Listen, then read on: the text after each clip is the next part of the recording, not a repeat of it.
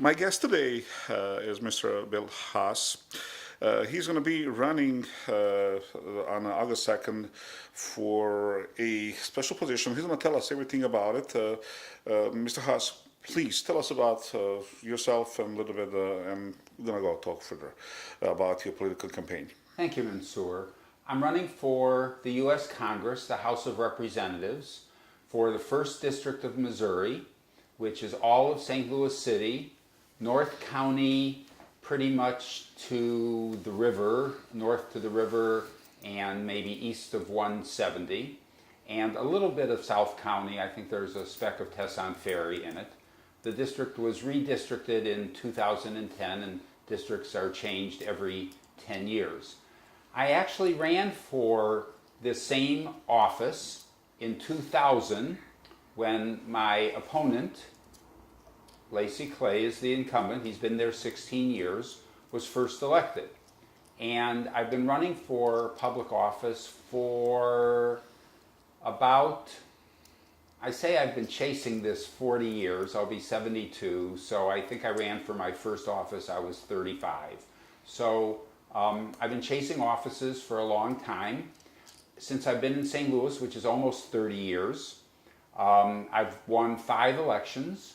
4 have been for the St. Louis School Board, which I'm still on. And then I won a primary, the Democratic primary for Congress in Missouri's 2nd District, which is the county, in 2008. Congress is one of the few offices you don't have to live in to run for it, but I lived in the 1st District, which was right adjacent to the 2nd. I want to be in public office because I think I have a contribution to make to help solve our problems. I care very much about you, my voters, my constituents, and the problems. And anybody who runs for office, you should remember there's something in it for them. And you should ask yourself what that is. For me, it's the satisfaction of doing an important job well. Now, I've lost for some offices, and people say, Bill, you've lost for several offices you've run for, why would you keep running? And I think that's a fair question, and I answer it in 2 ways. I say, if you give up because you don't get something right away or after a while, you must not want it. You must not have wanted it very much. And you only know this is my professional dream of what I want to do with the remaining part of my life. And I've done well on the school board, but I want to serve in a capacity where I can do more. A lot about education. You can do more about education from Congress than you can from one school board. So I aspire for more responsibility. And so if you give up, you must not want it very much. And then you never know when I always say, I'll win the elections I'm supposed to win. So I hope this one coming up is one that I'm supposed to win. Okay, can you please tell us a little bit about your education and work history? Sure. I'm a corporate lawyer by training. I went to Yale undergraduate. I was an English major. I wasn't very political when I was young. Then I went to law school, Harvard, and in between college and law school, I had 3 years during the Vietnam War as a community organizer working in the city on urban issues in Detroit and Chicago. And then after law school, I started corporate law practice, and I found it unfulfilling. I hadn't been married yet. I'm still not, but I've been in love a couple times, and one of my other dreams is a good relationship that lasts forever. That's one of most people's dreams. And so I needed more fulfillment in my life than just law practice, which was intellectually challenging but not emotionally fulfilling. And so I started working in political campaigns and in the mid-70s, and that started my political career. And I drew on some of the lessons and knowledge I learned working in Detroit and Chicago as a VISTA volunteer. I came to St. Louis 28 years ago for a corporate law position. The company went into bankruptcy, and although I practiced law part-time since, I also became a teacher. I taught at Hairstow for 13 years, English, philosophy, business law, business and government, ethics was one of my favorite courses to teach. And also with 3 campuses of St. Louis Community College and in the master's program at William Woods University. And I've also worked retail.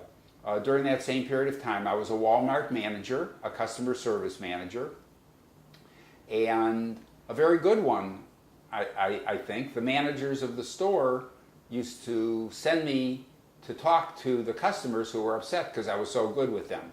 So dealing with upset Walmart customers for 9 years is going to be good experience for being in government, because it's hard to please everybody, but it's about treating people with respect and understanding what their needs are.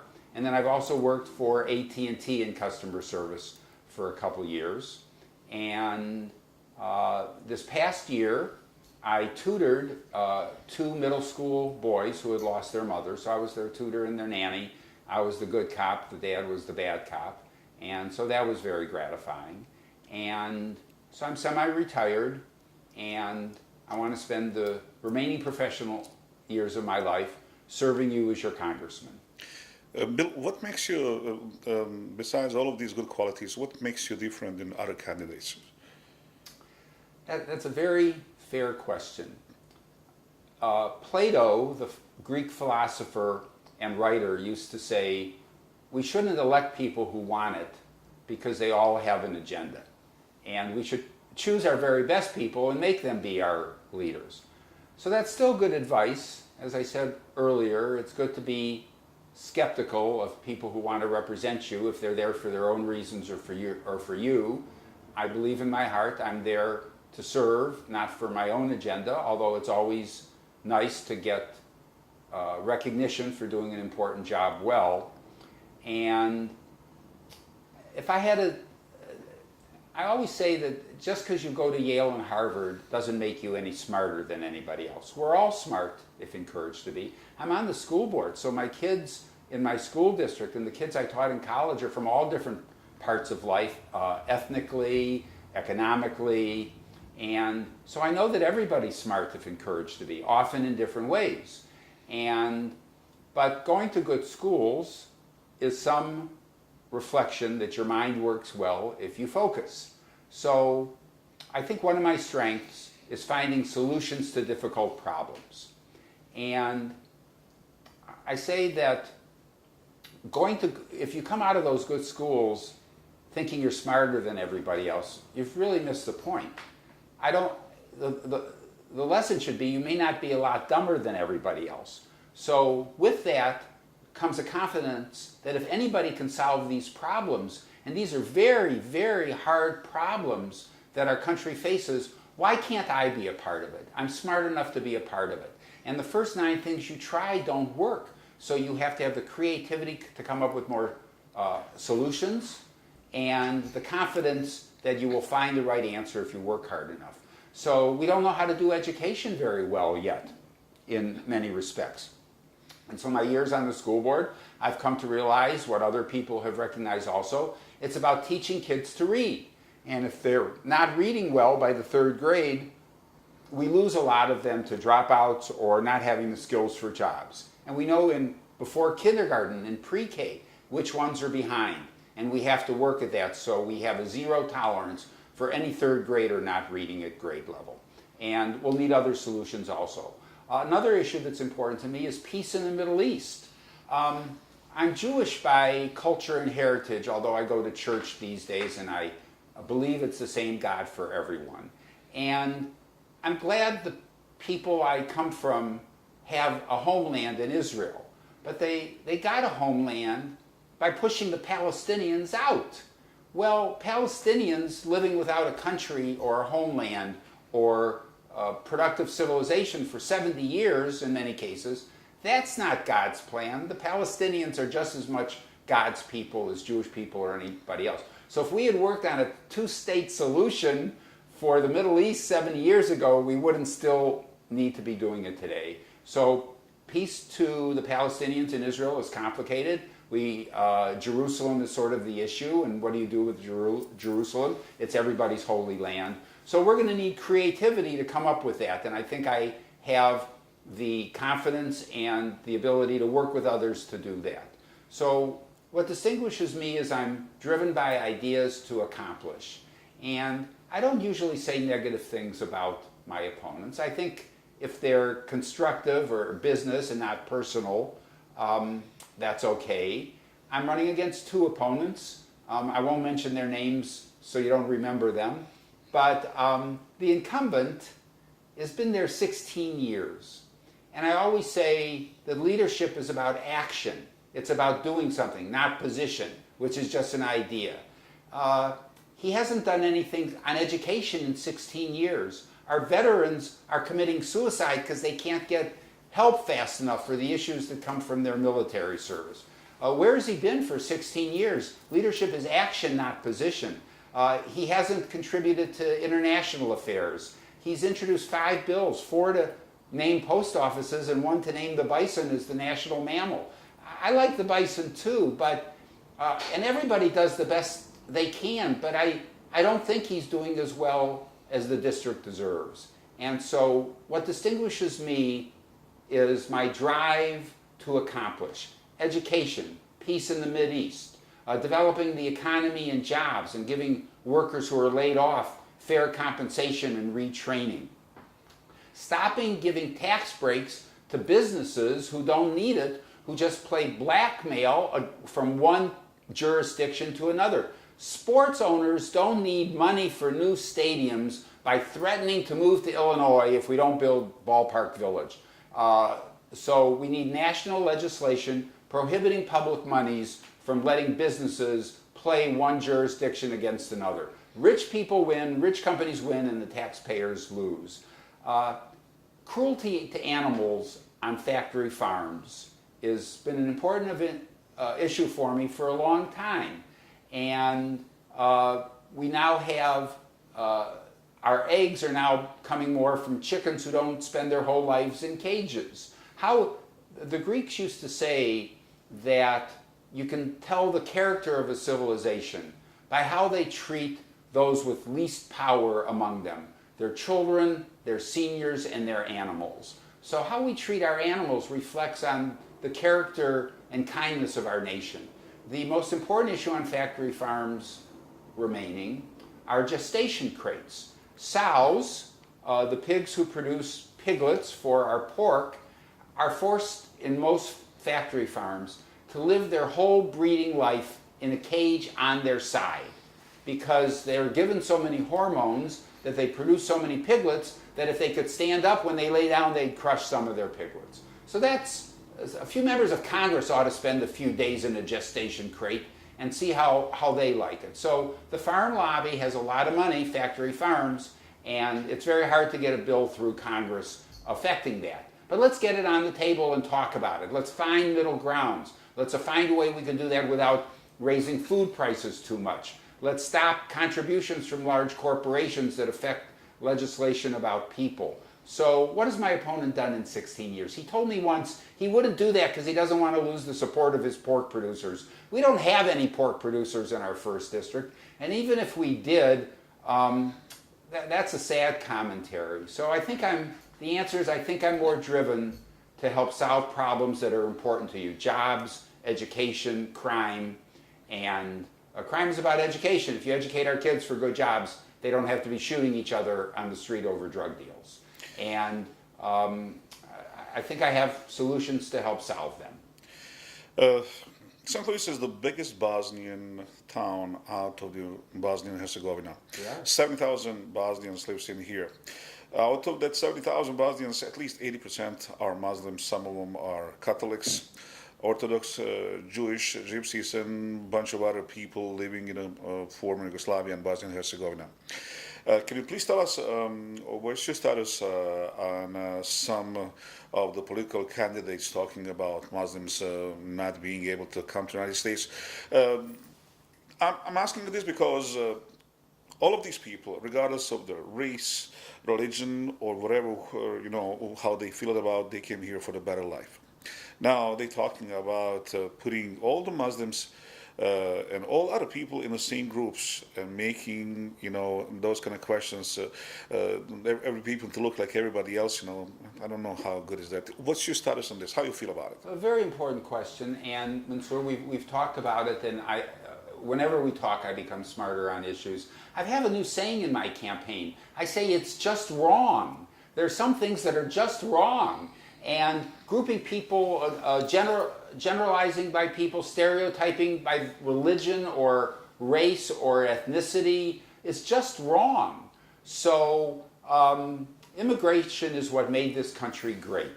And all people in the world are afraid of terrorists who are so angry at something that they think that killing other people will make them feel better or make the world a better place. We know that's not true, and we have to find a way to reach out to them. And peace in the Middle East and economic development in the Middle East, led by the United States, with a Marshall Plan, which is what we did to rebuild Europe after World War II for the Middle East, for those countries and peoples who are poor, will go a long way to making people not so angry at Israel or the United States. So we need to reach out to people who are so angry that they think killing people is right. But in the meantime, Donald Trump, others who want to ban Muslims or people from Syria or any other country, just because of where they're from, it's just wrong. And everybody who lives in the United States, Bosnians and other immigrants, they don't want people in the United States who want to blow up people just to make a point either, where we share the same value on that. So it's in all of our interests to make sure that people who mean to harm this country don't get in. And hopefully we're doing that. We've been fairly successful. And terrorism scares everybody. Our water supplies, our power grids, somebody with a nuclear bomb. It's a very terrifying world we live in. And the sooner we can bring more peace to the world so people aren't so angry and think that hurting other peoples and countries is the right thing, the better we'll all be. But to generalize about peoples and ethnicity and religion, it's just wrong, and I won't have it. I won't be part of it, and I will fight against it. Bill, thank you very much for this conversation. If there's anything which you'd like to add, we're welcome. Well, let me consider that for just a second. I care about the people I asked to represent, and I won't let them down. And one of the stories I tell about my interest in public service is about the World War II minister, Martin Niemöller, who after World War II went all over the world to help people who needed assistance. And the media asked him why a middle-class Lutheran minister would spend his whole life devoted to the poor and other disadvantaged peoples. And he said, when I was in Germany during World War II, the Nazis came for the Jews, and I didn't stand up for them because I wasn't Jewish. And then they came for what he called Negroes, which was the term of the time. And I didn't stand up for them because I wasn't Negro. And then they came for the Gypsies and the Union people and the disabled. And I didn't stand up for any of them because I wasn't one of them. There were lots of people other than just Jews killed during World War II. 9 million people were killed. 3 million of them weren't Jewish. And then they came for the Catholic clergy. And I didn't stand up because I wasn't Catholic. And then they came for the Lutheran ministers, and there was nobody left to stand up for me. So his point was he helped others because we're all in this together. So even though I don't suffer from some of the problems that I want to solve, I want to devote my life to public service. So when they come for me or somebody I love or for you, and they surely will because they always do, poverty or old age or illness or suffering, I want us to be left to stand up for each other. And that's why I want to represent you. I want to be there so we can all stand up for each other together. And I ask for your vote in the Democratic primary, August 2nd. Bill Haas, I'll make you proud. I won't let you down. Bill Haas, August 2nd. Please vote. Thank you.